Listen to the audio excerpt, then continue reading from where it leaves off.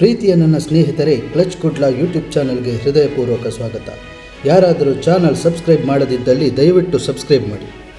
ಹೌದು ಸ್ನೇಹಿತರೆ, ಇವತ್ತು ನಾನು ಹೊರಟಿರುವ ವಿಷಯ ದಕ್ಷಿಣ ಕನ್ನಡ ಜಿಲ್ಲೆ ಮತ್ತು ಚಿಕ್ಕಮಗಳೂರು ಜಿಲ್ಲೆಗಳ ಗಡಿಯಲ್ಲಿ ಹೊಂದಿಕೊಂಡಿರುವ ಪಶ್ಚಿಮ ಘಟ್ಟಗಳ ಸಾಲು ಚಾರ್ಮಾಡಿ ಘಾಟಿಯ ಬಗ್ಗೆ.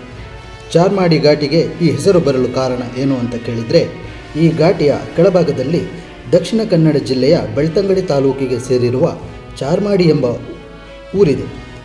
ಆದ್ದರಿಂದ ಈ ಘಟ್ಟಗಳಿಗೆ ಚಾರ್ಮಾಡಿ ಎಂಬ ಹೆಸರು ಬಂದಿದೆ.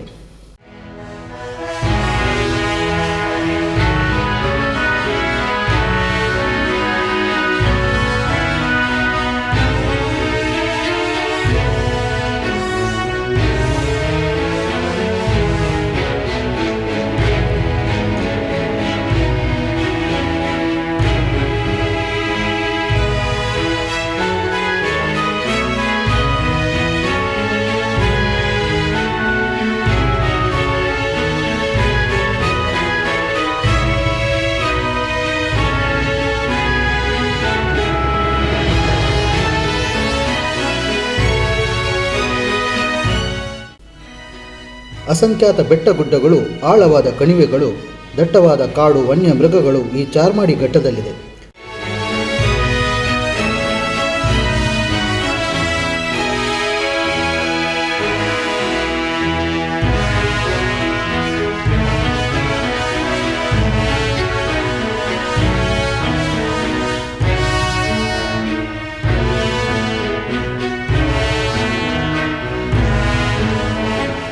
ಮಳೆಗಾಲದಲ್ಲಿ ಕಂಗೊಳಿಸುವ ಅನೇಕ ಜರಿತೊರೆಗಳು ಇಲ್ಲಿನ ಪ್ರಮುಖ ಆಕರ್ಷಣೆ.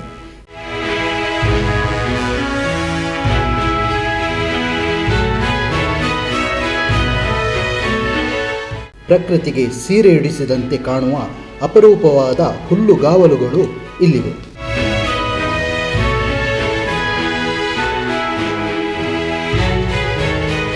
ಎತ್ತಿನ ಭುಜ, ದೀಪದ ಕಲ್ಲು, ಶಿಶಿಲ ಬೆಟ್ಟ, ಅಮೇದಿ ಕಲ್ಲು, ಕೊಡೆಕಲ್ಲು ಬೆಟ್ಟ, ಬಾಳೆಕಲ್ಲು, ಜೇನುಕಲ್ಲು ಮುಂತಾದ ಚಾರಣ ಬೆಟ್ಟಗಳು ಇಲ್ಲಿವೆ.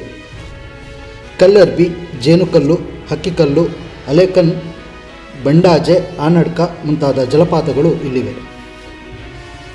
ಚಿಕ್ಕಮಗಳೂರು ಜಿಲ್ಲೆಯ ಮೂಡಿಗೆರೆ ತಾಲೂಕಿನ ಕೊಟ್ಟಿಗೆಹಾರ ಎಂಬ ಗ್ರಾಮದಿಂದ ಪ್ರಾರಂಭವಾಗುವ ಈ ಘಟ್ಟಗಳು ಚಾರ್ಮಾಡಿ ಗ್ರಾಮದ ಬಳಿ ಕೊನೆಗೊಳ್ಳುತ್ತದೆ ಹಾಗೂ ಚಿಕ್ಕಮಗಳೂರು ಮತ್ತು ದಕ್ಷಿಣ ಕನ್ನಡ ಜಿಲ್ಲೆಯನ್ನು ಬೆಸೆಯುವ ಮುಖ್ಯ ಸಂಪರ್ಕ ರಸ್ತೆಯೊಂದು ಈ ಘಟ್ಟದಲ್ಲಿ ಹಾದು ಹೋಗಿದೆ.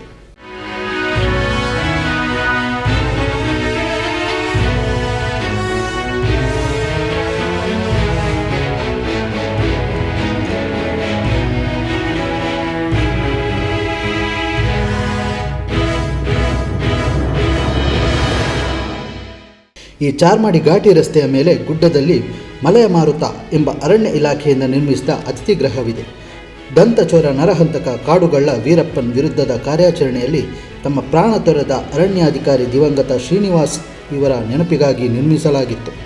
ನನ್ನ ಕ್ಯಾಮೆರಾ ಕಣ್ಣುಗಳು ಈ ಮನಮೋಹಕ ಚಾರ್ಮಾಡಿ ಘಾಟಿಯ ಚಿತ್ರಣವನ್ನು ಸೆರೆ ಹಿಡಿದು ನಿಮ್ಮ ಜೊತೆ ಹಂಚಿಕೊಂಡಿರುತ್ತೇನೆ.